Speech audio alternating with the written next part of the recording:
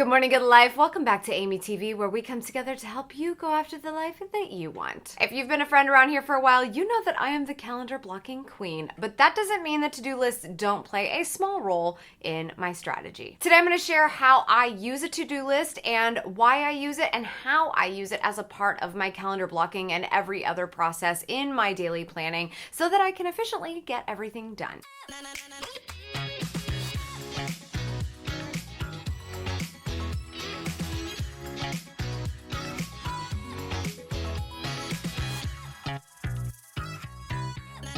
You know, it's just good practice to put everything you need to do on a list. You need to be able to just put it somewhere. You gotta get it out of your head so you don't forget. But you also don't want to have a to-do list that is so ridiculously daunting that it stalls any movement from you because you're not really weighing priorities properly or scheduling your time accordingly. Basically, this just means that you'll be paralyzed into getting nothing done.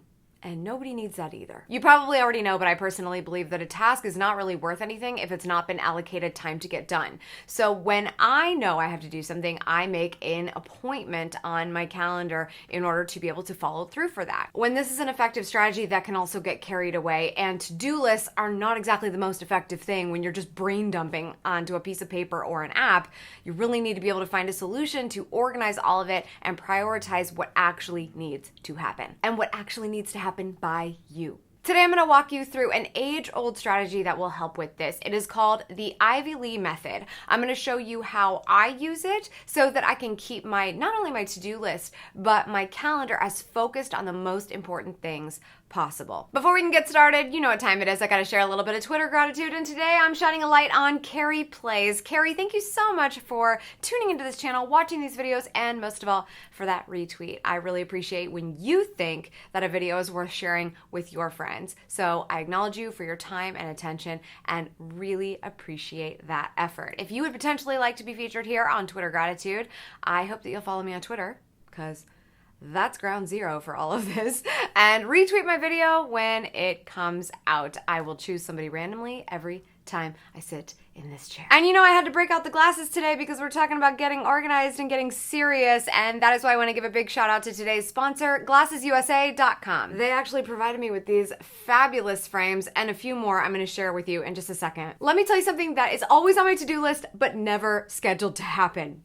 Buying glasses. And that's because it's just not my favorite thing to do. I find it to be an annoyance that I cannot see perfectly, but it is also something that I am used to at this point, and I just know that I need glasses. I've actually gone 5 years wearing the same frames and prescription, and that is not advisable. You gotta upgrade, keep your eyes at their best, and also have a fresh face forward without paying a whole lot of money and using up all of your time. GlassesUSA.com offers these very, very cute prescription glasses at 70% off of retail, all without leaving your house. I mean, so many wins. Not only that, they're totally legit. They carry brands like Ray-Ban, Oakley, Armani, Gucci, and they even have their own in-house brands like Muse and Amelia E. Okay, so this is the first pair that they sent me, and I have a few more that we're just gonna do a quick model of.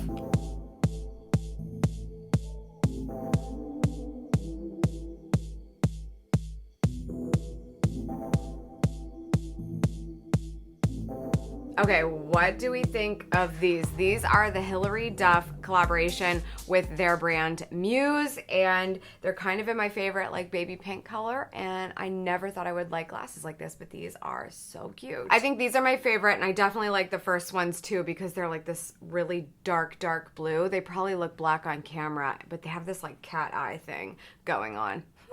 Love it. P.S. If you're weird like me and you have astigmatism and you're nearsighted and you're farsighted, they can work with any prescription in their glasses, so check it out. If you use my link in the description below on your next order of glasses, you'll get a very special offer just to friends of Amy TV, and thanks again to GlassesUSA.com for sponsoring this episode of Amy TV. All right, how I organize my to-do list. If you're not already familiar, I am a big fan of bullet journaling. I am not the artistic fan of bullet journaling, but I am a bullet journaler. This is my third year in a row bullet journaling, and this is where my brain dump for tasks go to. I have a couple of apps on my phone that keep track of things when this is not with me, but for the most part, those are things that mobilize an email to me because I'm more likely to remember a task digitally if it's in my my email. Once it's in my email, it goes to my bullet journal. So this is a major brain dump of stuff to do, stuff that needs to get done. It doesn't always necessarily mean that I need to do it. Remember, Amy, you don't always have to do it. We're working on it. So in the daily log, I have the date every single day. I stamp the date. I have this cute little stamp I got from Etsy. I will link to it below. And I write down anything that comes to mind. I also log different things that happen, but that doesn't have to do with task management. Anything I think of gets written down. So that daily brain dump is always happening, so I don't forget. As things become a major priority, or I know they need to be reverse engineered because they're a big project that needs to happen, I will start scheduling accordingly. This is something I can pretty much gauge from the top of my brain. Okay, this is absolutely going to have to happen. This absolutely has to get done by me, so therefore it just needs to get scheduled. When something is a priority and I know I need to do it, it usually goes straight to the calendar. Like I said before, that can tend to get out of control, and this list of things that I'm either not gonna do or I don't have time to do still needs to be catered to. So the way that I organize this is a couple of different ways. First of all, I always do a weekly review. I should probably talk about this in a video, but I do a weekly review where I go through a number of things, and one of those is what's on my calendar the next week. So I can get just the lay of the land of what's going on, making sure I'm batching my time well.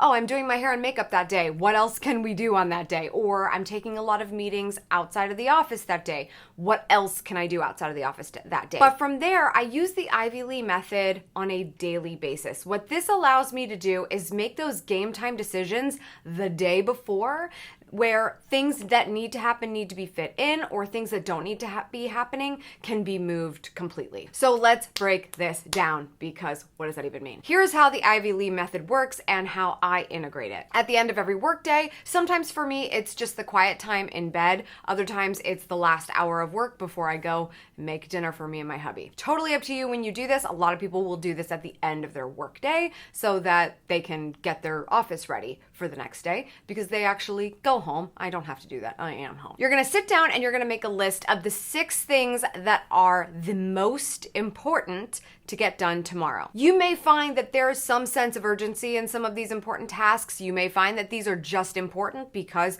you know they need to be chipped away at the next day. Regardless of what your reasoning is, write down 6 things. Really try to limit it. You may decide that there's a different number that works better for you. Maybe it's 3, maybe it's 7, but try to stay in that realm and don't go too far over that amount. Because if you really think 6 is a lot, like if you have 6 things that take an hour, that's 6 hours. So that's a lot. All right, now that you have 6 items, you're gonna now prioritize them by importance. The reason we're doing this is the eat the frog strategy. You know, you wanna get the things done that are the hardest to do as early on in your workday as possible, so that you're not procrastinating and then thinking about doing them during your 3 p.m. slump, when you go to get another cup of coffee, but it's actually just gonna make you feel even worse. You know that time.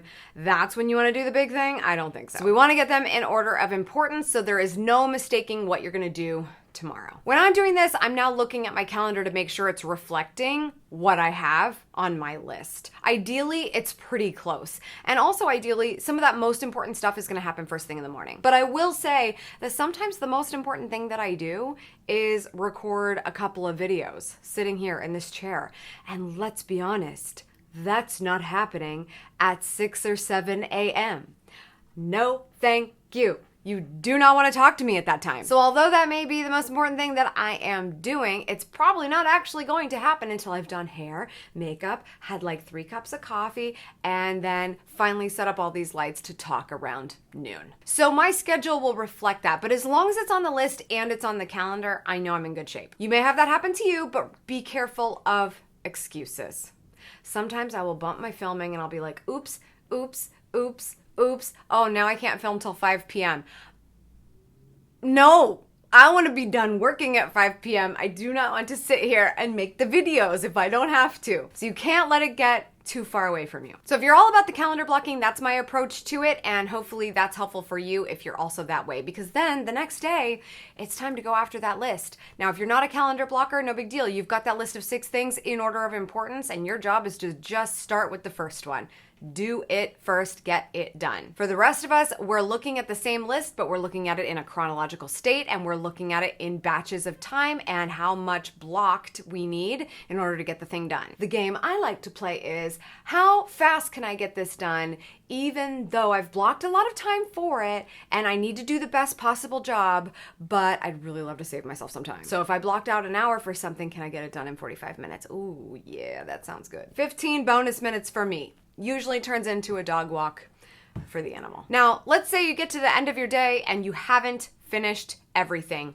Shocker, happens to the best of us. We never finish our to-do list, do we? There's always something else. Any leftover items from your Ivy Lee list go to the next day. So when you're sitting down, ideally, to go over what your 6 priorities are going to be for tomorrow, you're now adding those to the list. The more often you keep passing something off that doesn't get done, it's always last priority, it keeps getting moved to the next day, and it happens a couple of times, you really got to sit there and ask yourself, why is this on my list of things to do? Am I procrastinating on something I need to get ahead on, or is this even something I have to touch?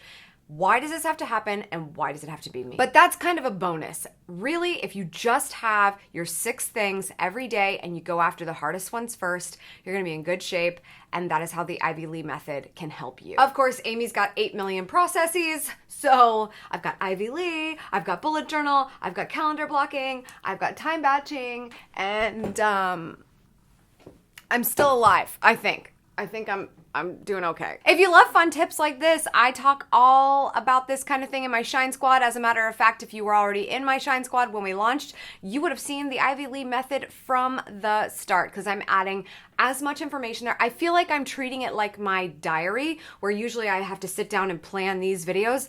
Anytime I have an idea, I'm going to Shine Squad, so I highly recommend you check that out if you like this sort of thing. All right, let's talk about what we learned today in a tweetable, which, by the way, you can always find in the description if you would actually like to tweet it. I don't actually make you retype it. I do it for you. It's a one-click tweet. We judge ourselves by what we feel capable of doing, while others judge us by what we have already done.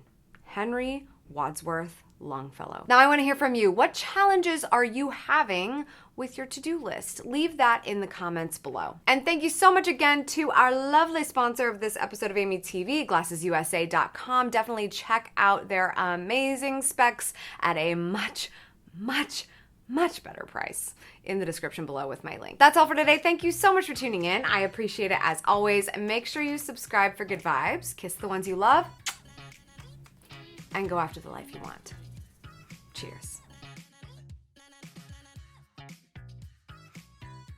Because if you really think about, Lucy, I need you to not dig while I'm talking.